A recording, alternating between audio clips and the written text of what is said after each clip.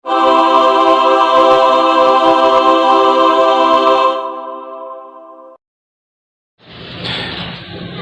everyone, welcome back to my channel. Kumusta kayo?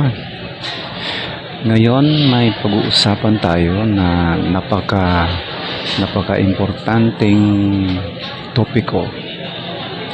Ito ay ang tanong na napaka-controversial, very controversial, at ito ay ang walang katapusang tanong na hanggang ngayon ay wala pa ring sagot. Ito ay ang evidence for a God. Ang buong buhay ko, ito ay napaka-sensitibo na topiko kasi kadalasan kapag nagtatanong ka bilang isang curious o bilang mismo isang Kristiyano, kasi dati akong Kristiyano, ngayon hindi na, kaya ito ay napaka-controversial at parang hindi talaga pinapansin ito, at kapag nagtatanong ka, ang ending nito ay away. Yung mga Katoliko talaga, yung mga Kristiyano, yung mga God believers, hindi sila open to conversation, hindi sila open sa challenging their beliefs, hindi sila open sa questions, sa pag-challenge ng kanilang mga paniniwala, kasi sa tingin nila ay totoo na ito at ayaw na nilang mag-isip, ayaw na nilang alamin at stop na agad kapag ang pag-uusap, ang topiko ay proving God o nagtatanong na meron bang ebidensya. Stop na, tapos na ang boxing, tapos na ang laban. Ang kahinatnan ay away, gulo. Ganun sila close-minded. Yun na yun. Yan ang mahirap bilang isang Kristiyano, sa totoo lang, kasi ako naranasan ko yan. Napaka tabu o napakainit ng topic na ito, kaya dito sa channel ko, no holds barred, sasabihin ko ang gusto kong sabihin, i-challenge ko ang gusto kong i-challenge, kasi yun ang purpose ko dito, para mabigyan ng side, mabigyan ng patas na pagtingin ang mga paniniwala, ang mga naniniwala at mga hindi naniniwala. Kaya ako, dati akong naniniwala, pero sa totoo lang hindi naman talaga yun paniniwala, kasi I was born in a Christian family, at ang environment ay Christian, Katoliko. So yun ang problema. At ngayon ay iba na, kasi nakita ko na nalaman ko na ang mga bagay-bagay na ito pala ay isang story lamang, at buong buhay ko walang patunay talaga. Kaya nasabi ko, controversial talaga ito, kasi yung mga God believers talagang ikakamatay nila yan, hanggang kamatayan maniniwala sila, kasi yun ang gusto nilang paniwalaan. Pero ako iba, kasi nagkaroon ako ng tsansa na mag-challenge ng aking mga paniniwalang base lamang sa story, base lamang sa kung ano yung dinatnan ko na pamilya at ng komunidad. Kaya ngayon ay sasabihin ko dito ang gusto kong sabihin. So ang tanong, Ginawa ba tayo ng isang God o tayo ang gumawa mismo sa mga gods? Ah, buong buhay ko, I've been looking and searching, deeply and intensely. Walang God na nagpakita sa akin o nagpatunay ng sarili niya sa akin kahit sa panaginip o sa dream. Sa totoo lang sa totoo lang talaga, hindi ako nagloloko, hindi ako nagsinungaling dito. Walang lies. Kaya yun ang nagbigay sa akin ng daan na magungkulod na itong God na to is just an idea created by men to control and be powerful, and it's clearly and evidently created by men na hindi naman perfect at hindi naman edukado in the best and professional sense of the word na edukado, just to enslave people. Ini-enslave lang, ginagawing alipin ang mga tao. Ito yung best example ng master-slave relationship. Sa reliyon kasi, ang tao walang value kapag walang God. Yun ang kanilang tinuturo, which is to me is wrong. Kahit may God, kahit walang God, may value yung tao na yan. And it's human rights violations at pag-alis ng dignidad ng isang tao. Sa reliyon kasi yung rights and justice nasa God nila, so libre ang God nila mag-decide, hindi naman tao. Pero totoo lang, tao rin naman ang gumawa ng gods. Yan ang totoo. God is a fictional character. Nobody can lie that God has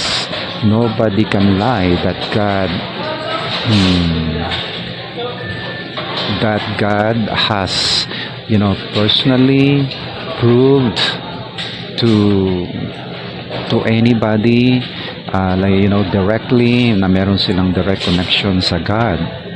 Well, kapag faith ang sinabi nila, pwede lang sabihin yun na may connection sila sa paraan ng faith. Pero sa totoo lang, factually, hindi mo talaga ma-verify yun. Hindi factual talaga, hindi verifiable. Kaya wala silang connection. Hindi lang sila magsisinungaling. Walang ni isa na makapagpatunay na may connection sila sa God, maliban na lang kung meron silang hallucinations or delusions, or parang iba na ang takbo ng isip nila, parang hindi na normal. So masasabi ko na talagang walang totoo o definite na sagot o proof na merong God talaga until now. Ginawa lang ng mga reliyon ng kanilang mga holy books na yan, yung mga Bible nila, kasi yun ang ginagawa nilang patunay. Yun ang ginagawa nilang basihan na meron nga, kasi meron silang holy book na sinabi ng holy book nila. Pero kapag wala silang ginawang holy book, talagang wala silang basis. Kaya nila yun, strategy nila yun. Kasi sasabihin nila, si God. Pero sa totoo lang, sila yun ang gumawa na yun. And walang theist na nakapag-present ng talagang factual and verifiable evidence. Ito ay nakakalungkot talaga. Pero sa kanila, totoo talaga ang kanilang mga paniniwala at napaka-confident nila na like 200% na confident sila na sa faith nila, yung faith-based na confidence nila na totoo talaga ang God nila. And kapag hindi lang nila pinipuwersa yung mga tao na maniwala, kapag ang tao mismo ay hindi maniwala, sasabihin nila na agad-agad masama. demonyo o immoral or walang purpose or meaning ang life nila kapag walang kapag walang God o malayo sa God o godless o atheist. No, no, no, no, no, no, no, no, no, very, very wrong. Ako mismo, meron akong meaning para sa life ko. Meron akong purpose sa buhay ko. Hindi yon dinidikta sa akin ng relihiyon.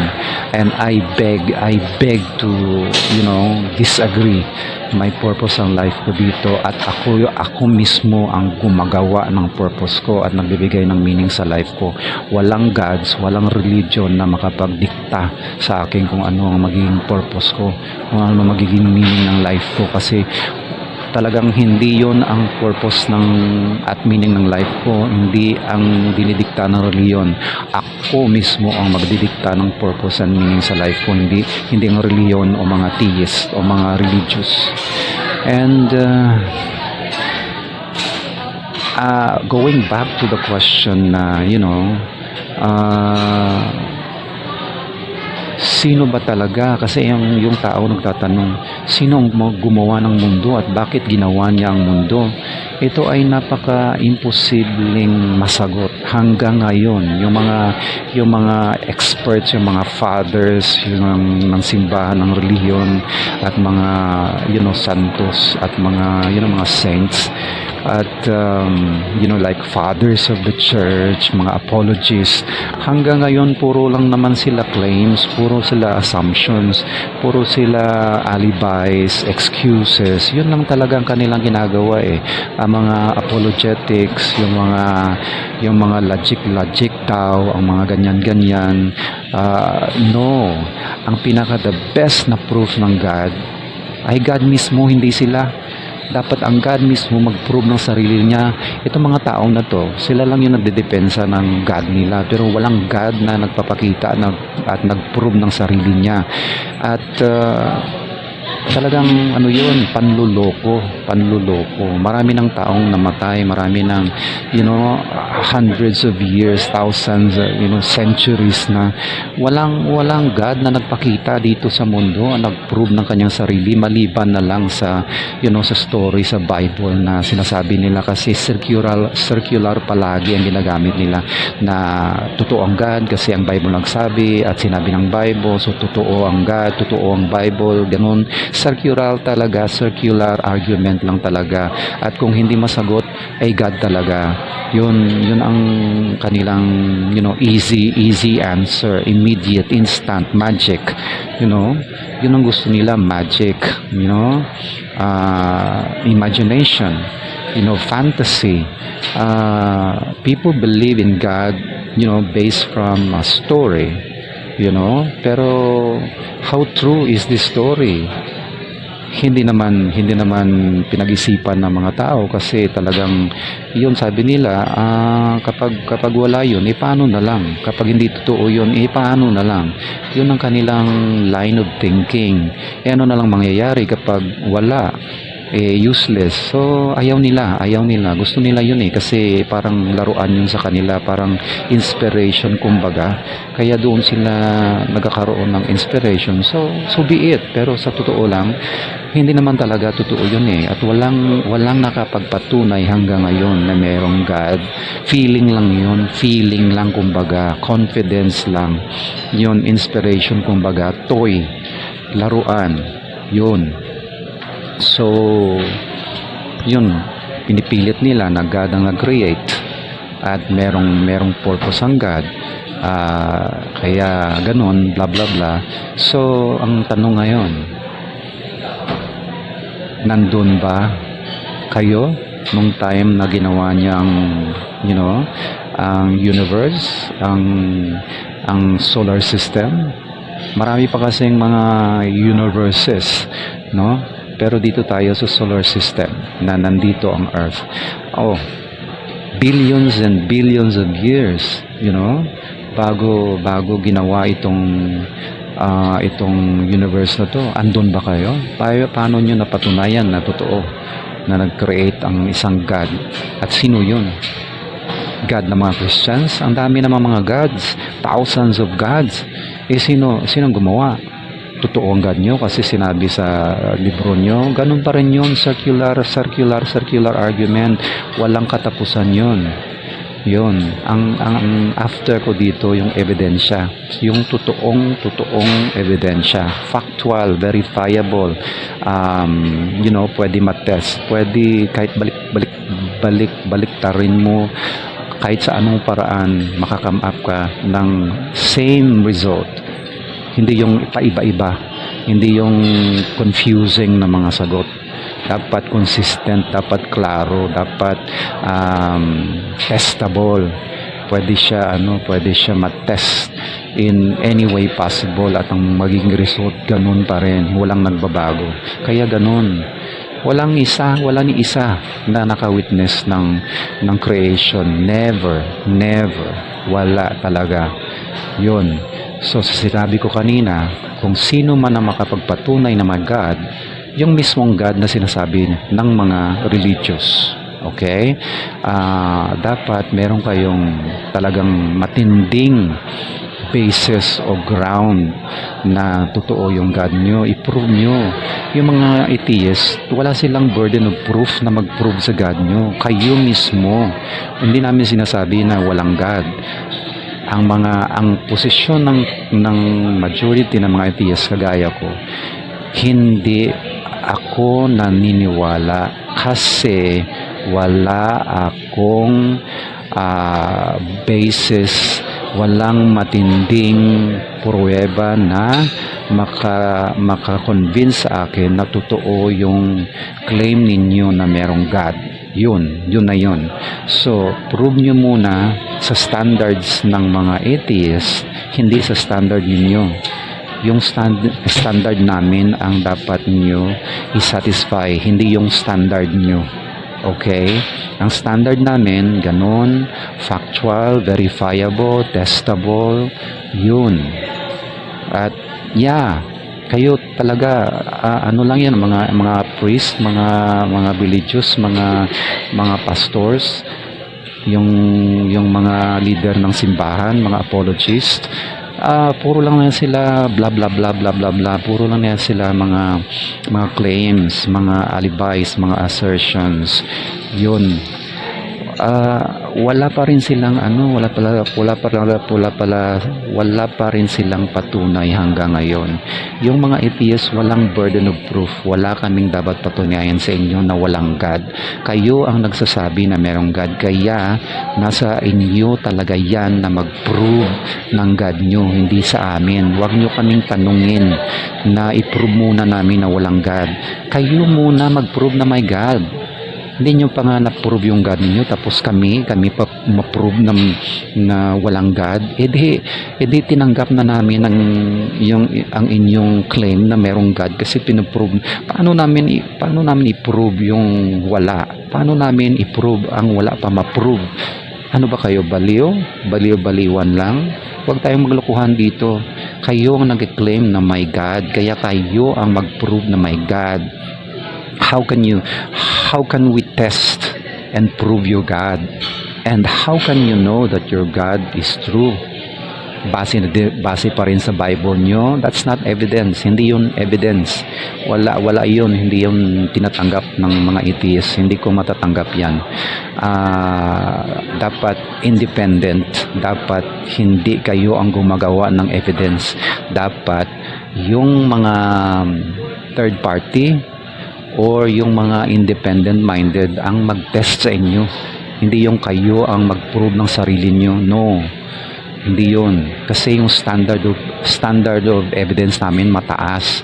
Hindi yun basta-basta na sabihin nyo lang sa amin, yun na yun. No. Naghahanap kami ng talagang totoo at matinding patunay na through and through totoo talaga yung sinasabi nyo. Yun, maniniwala kami. Pero kapag hindi nyo magawa yan, wala kayong makukuha sa amin, wala kayong mapapala sa amin. Ganun pa rin ang magiging, kung mamamatay kayong naniniwala, mamamatay din kaming hindi naniniwala. Yun lang yun. Simple as that. And I'm just curious. So, alam ko rin naman to eh. How can you believe without proof? Well, sasabihin nyo, how can you believe without evidence? Sasabihin nyo, faith namin yun eh. Yun ang faith namin eh. Hindi kayo ma-question faith nyo yan. Hindi naman talaga kami umaalis ng karapatan yung maniwala sa gusto nyong paniwalaan. Pero, wala pa rin kayong evidence maliban sa faith, maliban sa Bible nyo, Holy Book nyo, maliban sa mga palusot nyo. Yun lang yun ang masasabi nyo. At saka maligaya kayo eh. Inspired kayo sa ginagawa nyo. Pagpatuloy nyo lang, walang problema. Susuportahan ko pa rin kayo, susuportahan ko pa rin yung anong gusto nyo, kaliligaya nyo. Pero the truth still remains na hanggang ngayon wala kayong maipakitang ebidensya. At wag nyong isipin na kasi hindi ako naniniwala masama akong tao. Masama ba yung naghahanap ng katotohanan? Di ba mga Christians kayo, alam nyo yan na the truth will set you free? Anong ibig nyo sabihin truth? Yung truth ko kasi nakabase sa katotohanan, sa ebidensya. Hindi yun sa faith. Faith is absence of evidence or without evidence. Ako naman, naghahanap ako ng may evidence. Pwede ko na rin sabihin, ang faith ko ay nakarest sa evidence. Yun na yun. My faith ako, faith quote in quote. Yun, gagamitin ko rin yung salita niyong faith. Pero yung faith ko talaga is hope. Yun, sa totoo lang, ayokong gamitin talaga ang faith. Pero for the sake of, sabihing faith, meron din akong faith. Faith na nakabase sa ebidensya. Yun lang yun. At sa factual reasoning, at sa sound reasoning. Yun ang sinasabi nilang syllogism. Yung mga premises ay talagang totoo. Kaya makaka-arrive ka sa tamang conclusion. Yun. Kagaya ng, for example, all supernatural beings don't exist. Okay? So, God is a supernatural being, therefore, God does not exist. Yun. Okay, gets nyo? Yan ang, syllogism dyan. Alright? So, sasabihin nyo pa rin, no, I just have, faith, and my faith, kasi ganyan-ganyan palusot nyo, kulang kayo sa faith, blah, blah, blah. No, it's wrong. Hindi kami kulang sa faith. Walang dyan, matatawag natin yun. Hindi kami kulang sa faith. Sobra-sobra pa ang faith namin eh. We have faith in evidence. Yun ang masasabi ko, at sasabihin nyo na lahat na lang yung God of the gaps.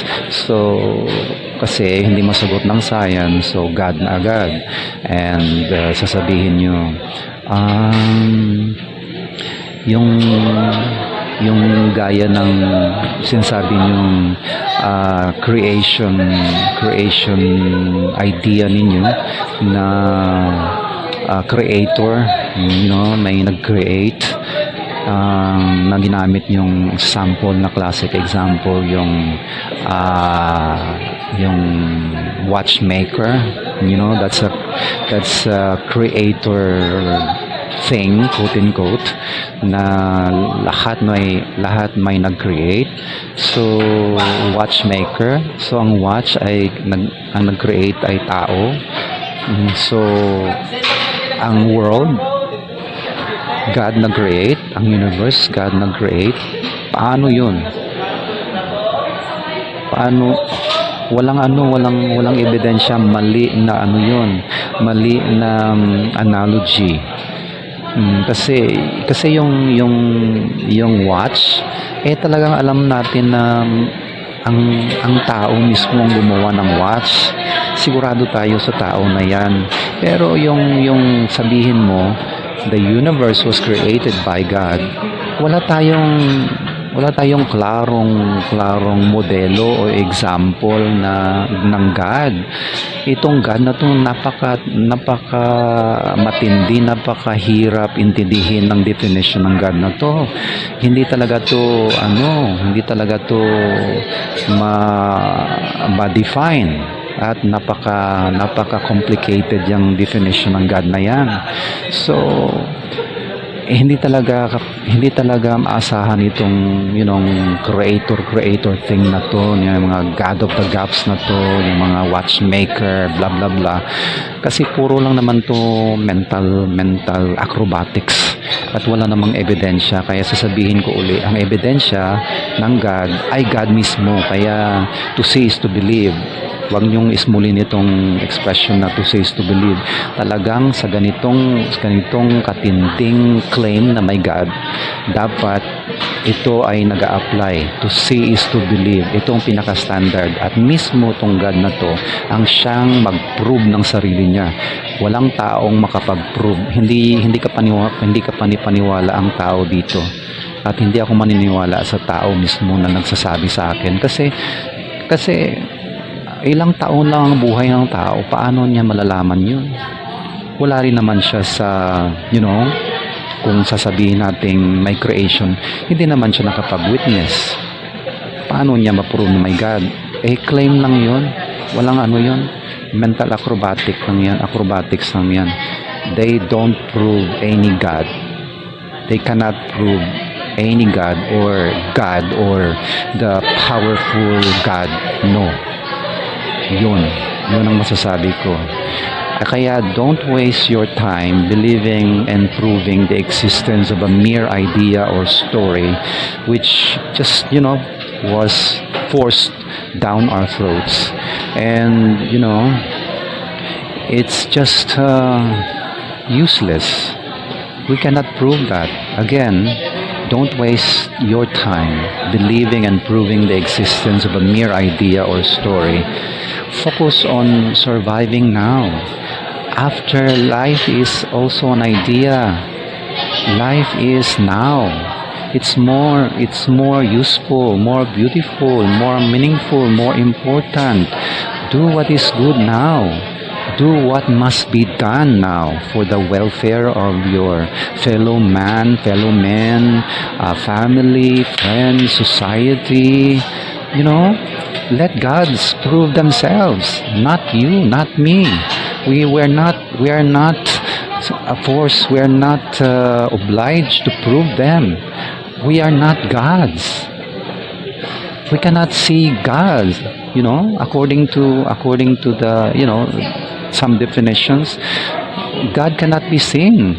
They are supernatural. So we are not into the supernatural world. It's a useless mental exercise. Very useless. We live in the natural world. We cannot see the supernatural. This supernatural idea is also a mere idea. It's a creation by no less humans. Kaya focus tayo sa natural. We can use our reason, we can use science, we can use our experience to maka-benefit tayo dito. Hindi itong mga useless na religion na to, talagang wala namang naitutulong. Sa totoo lang to ano naitutulong ng reliyon sa inyo maliban sa panghuhusga, maliban sa pagkuha ng dignidad mo? Ano ba natuturo ng religion dito? Yung religion kasi nagnakaw lang yan ng morality ng tao at ginawa niyang exclusive sa kanya. Pero sa totoo lang, tayo ang gumagawa ng moralidad. Tayo ang gumagawa ng mabuti. Tayo ang gumagawa ng masama. Tayo rin gumagawa ng problema natin at tayo din ang magsusolve ng problema natin. Walang gods na magsusolve ng problema para sa atin. Walang prayers, walang miracles. Tayo ang gumagawa ng miracle. Tayo ang gagawa. Walang gods. Yun ang nasa experience ko. Kaya doon ako naniniwala kasi wala talagang God na nagpatunay ng sarili niya. Kaya dito ako nakafocus sa reason. Dito ako nakafocus sa life ko ngayon. Kaya passion ko to. Kasi yung mga beliefs na yan, nagiging basihan niya ng mga actions natin eh. Kung yung mga beliefs na yan na mga religion ay talagang mali, walang basihan, i-test mo i-search mo sa science, ilagyan mo ng reasoning, ilagyan mo ng ng i-test mo, like sa psychology, makikita mo yung mga bagay-bagay na gagaya niyan, yan ay baliw, yan ay hindi baliw, mga ganyan, yan ay sakit, yan ay gamot o medicine. Talagang mapapatunayan yan eh. Yun, mapapatunayan yan. Totoo yung base dyan sa sinasabi ng kasi yung mga paniniwala na yan na mga walang basihan sa katotohanan, sa science, sa common sense at mga nangyayari talagang nakakatakot yan eh. Pwede silang gumawa ng masama kasi sinabi ng God nila, kasi sinabi ng reliyon nila. Yun ang nag-guide sa kanila na gumawa ng mga karumal-dumal, na mga pagpatay, na mga lahat na lang ng heinous at kahindik-hindik at nakakatakot na bagay, pati terorismo, lahat-lahat na lang. Kaya yun ang passion ko na sabihin ito kasi kahit sa huli mamatay man ako, ang nakakita ng video na to, makapag-isip, reflect na hindi naman talaga nakakatulong ang reliyon eh. Hindi naman lahat sa reliyon ay masama, pero ang pinaka-core ng reliyon ay masama. Ayun. Kasi yung basis ng religion na yan ay immoral, lie. It's a lie because it's not true, not proven. The God that they claim, the God of religion that they claim, that man created, is not true. Yun lang yun ang masasabi ko. And I hope nakapagbigay ako ng kahit konting kaalaman o insight. Yan ay base sa experience ko at sa mga personal ko na pag-aaral. Kaya nasi-share ko dito. Kaya salamat kung hanggang dito natapos mo, nakaabot ka hanggang dito sa huli. And that is all for now. And see you again in the next video. Bye-bye!